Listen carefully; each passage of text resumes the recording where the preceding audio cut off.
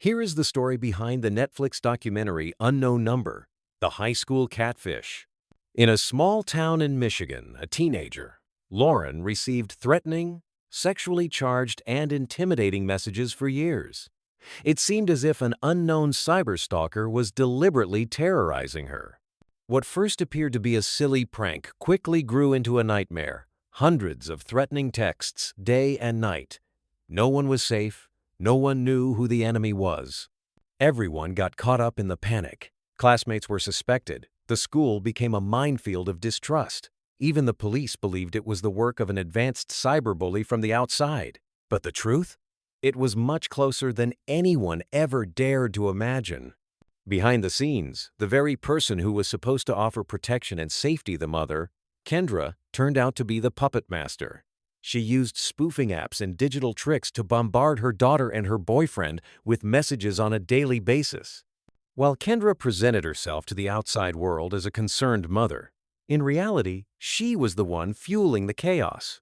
She even took part in the investigation, which only made the case more confusing. It wasn't until the FBI got involved that the mask fell. The perpetrator was literally living in the same house as the victim. Kendra was arrested, pleaded guilty to 2 counts of stalking a minor, and was sentenced to 19 months to 5 years in prison. She was released under supervision on the 8th of August, 2024, and is not allowed to have any contact with her daughter, Lauren. Kendra's double role as concerned mother and perpetrator seems almost clinical. Some believe it was a case of split identity or dissociation, in which she herself believed in both roles. This makes the case even more disturbing. Was she fully aware of her actions, or was she living in her own narrative? The motive? Still unclear to this day.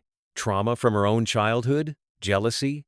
A perverse form of control? Munchausen by proxy-like? Munchausen by proxy is a mental disorder in which a caregiver, often a parent, deliberately causes illness or problems in someone dependent on them, usually a child.